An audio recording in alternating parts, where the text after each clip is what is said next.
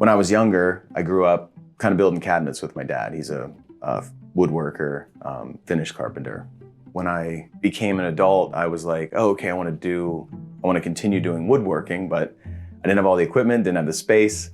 Found some, carving tools, hand tools. And I was like, okay, I'll start, what can I make? And I was like, well, I love cooking. I was like, well, I'll make some kitchen utensils. So then the next step was, where am I getting wood? So I'd go out on hikes and I'd forage fallen timber, and I'd put them in a backpack and lug them back home and started carving, trying it out. And I started getting larger and larger pieces. And then I found a wood mill that takes, fallen tree timber around the area and cuts it into slabs. I started going over there and seeing all these slabs. Okay, I can start to do bigger things.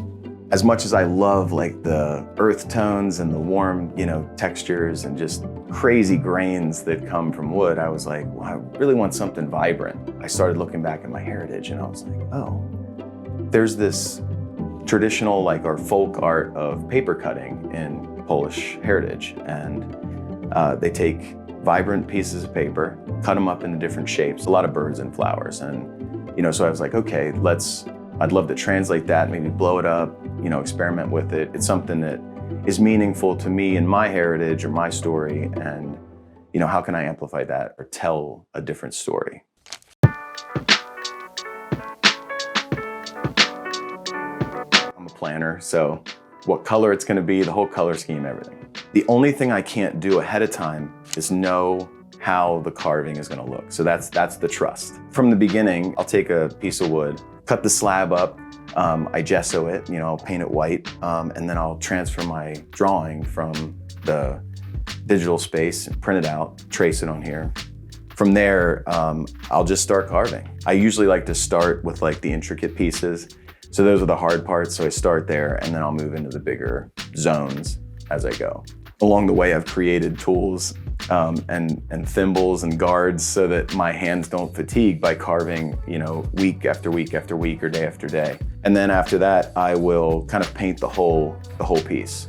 So I'll paint it all white, kind of get a palette cleanse on it, and then start, mixing the colors and getting, kind of matching my original color scheme. As I talk about process, I like to reveal the things. It helps me remember my process, and it helps kind of make it interesting. Hey, don't just have a plan and execute. Have fun with it along the way. So use it as an opportunity to try new things, learn other techniques. This invasion piece I did of a lionfish, and you kind of paint the undercoat one color, and then come back over it after it's dry, and kind of brush a brighter color over it or a contrasting color, like a red over a blue. And it kind of gives you that that two-tone or a scaling of it, because the carving texture, just the top peaks catch the color. So it gives you this gorgeous texture, and it just changes throughout the whole piece. And that's what it was that process of being playful that unlocked something else, or kind of pull something else texturally interesting out of it.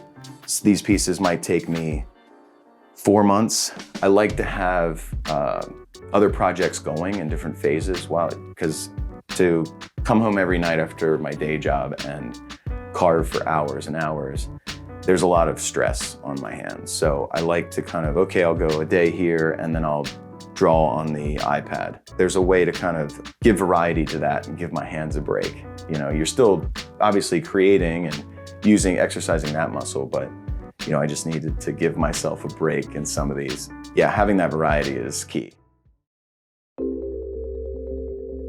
I'd really focused on style and the craft behind it. It's really important to me. Trying to take it from craft to fine art. Try to elevate that experience of receiving a piece as well. So it's not only the piece, but seeing how I made it. So it's really important for me to have that process on my website for people to see. If you're interested in an original piece, what went into it. And I think as far as the subject matter, I love animals. I love nature. So I'm always kind of depicting, an animal or amplifying it. And I think as I keep going, I'm gonna peel back the layers and start to get more and more personal. My nanny growing up, she would serve these pierogies in a vat of butter. I didn't realize how pivotal it was, or just like this nostalgic memory. Came around to it and was like thinking about how to memorialize that or commemorate that. And I carved this full pierogi piece. It was kind of like the pierogies were in a pan of butter. So that was kind of the outset. You know, when we talk about subject changing, you know, from animals to, okay, you're doing a pierogi piece now. It's like, again, trying to peel back some of the layers of like dig deeper to like what I want to express or what I want to share. As I get more comfortable with that, I think the subject now, I'll see a shift, or, you know, people will see a shift and maybe getting a little more personal.